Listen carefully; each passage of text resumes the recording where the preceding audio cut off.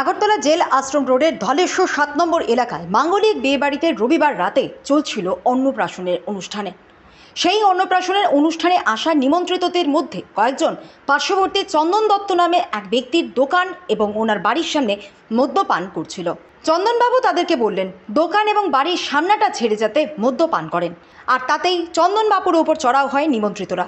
চন্দনবাবুকে মারধর করে, এমনকি ওনার স্ত্রী বাঁচাতে আসলে স্ত্রী সহ 2 কন্যা সন্তানকেও মারধর করে বলে অভিযোগ। ঘটনার খবর পেয়ে ছুটে আসে আগরতলা পূর্ব থানার পুলিশ।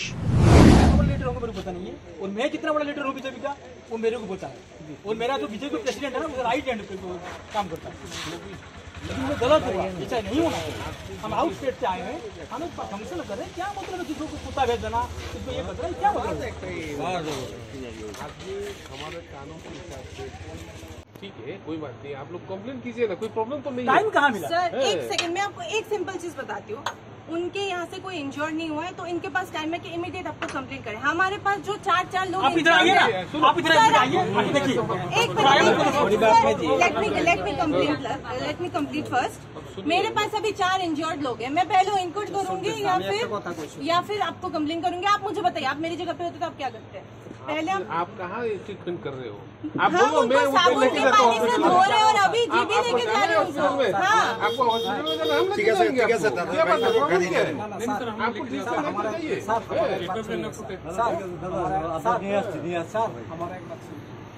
আমি বলছি আমি কোন থেকে প্রেসিডেন্ট শুনেন না, ওরা এখান থেকে বাজে কমপ্লেন করেছে, বিয়ে বাড়ি বন্ধ করে দেবে। আমি জাস্ট ওদেরকে বলছি, আমি একটা আমার কথা শুনুন, কেউর বিরুদ্ধে যদি অভিযোগ থাকে তার মানে না যে সে অপরাধী। অভিযোগ তো যে কোনো মানুষ করতে পারে।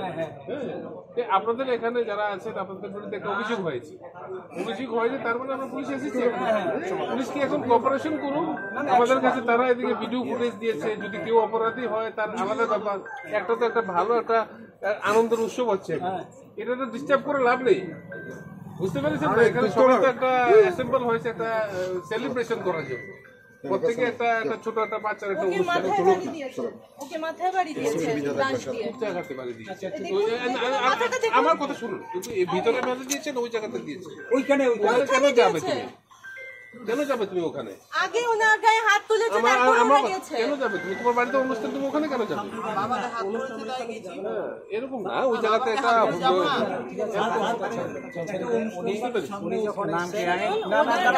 হাত তুলেছে তখন ওরা গেছে। ম্যাডাম প্রথমে আমার কথা শুনুন, আমরা এখানে এসেছি সব আপনার কমপ্লেনও শুনবো, তাদের কমপ্লেনও শুনবো, আমাদের কাছে কোঅপারেশন করুন। কিন্তু অ্যাকসেপ্ট করতে হবে কি ভুল কার হয়েছে।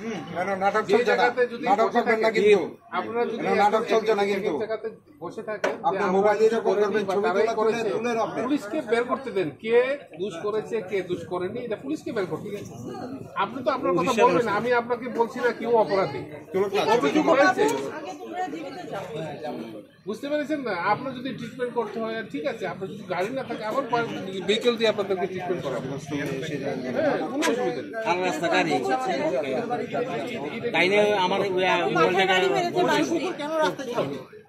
বাড়ির কুকুর কেন রাস্তায় তাহলে বলুন? না রাস্তা ছাড়া না বলে তারপর ওদের কুকুরের রেজিস্ট্রেশন আছে বাড়িতে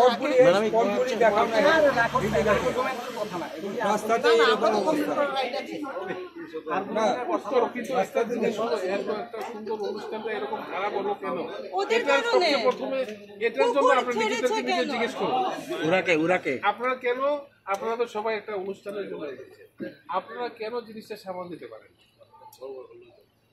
নিজেকে নিজে কোশ্চেন করুন। এরকম তো হওয়ার কথা না। এতজন মানুষ গেস্ট এসেছে, তাদেরকে আপনারা সুন্দরভাবে গ্রিট করবেন। বাচ্চার একটা অনুষ্ঠান হচ্ছে, এটাকে আপনারা সেলিব্রেশন করবেন। দেখুন এই জায়গার ভিতরে তো একটা আনওয়ান্টেড জিনিস হওয়া ঠিক না।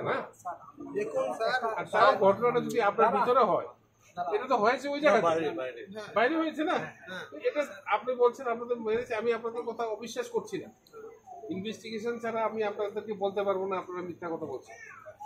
আমাকে ইনকোয়ারি করে বলতে হবে যে কে সত্য কথা বলছে কে মিথ্যা কথা বলছে।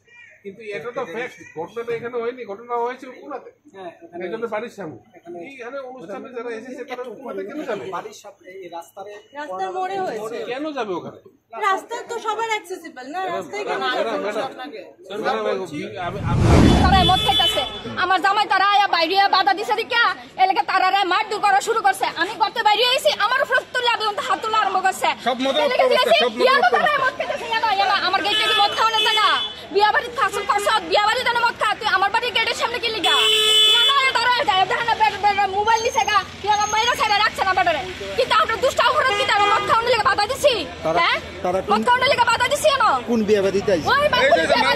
আমার জামাই হাতে থেকে মোবাইল লেগেছে না, মোবাইলে দেয়, মোবাইলের লগে লগে তৎক্ষণাৎ দিয়েছে, মোবাইলের সুইচ অফ করে দিয়েছে, মোবাইলের ফালাই ভাঙা দিয়েছে। অনক মোবাইল বলেই আমারে ক আমি বলে 10টা মহিলা 14 মহিলা, আরে বড় লোক তোরা যে এত বড় টুত আমার বাড়ি কিনতে আয় ভরত, তোরা তো নিজে একটা পুরান মোবাইল নিয়ে সরাসরি করছ, আমার বাড়ি মোবাইল নিয়ে গেছিস না, তোরার মতো সুর তোর কোন খানো নাই।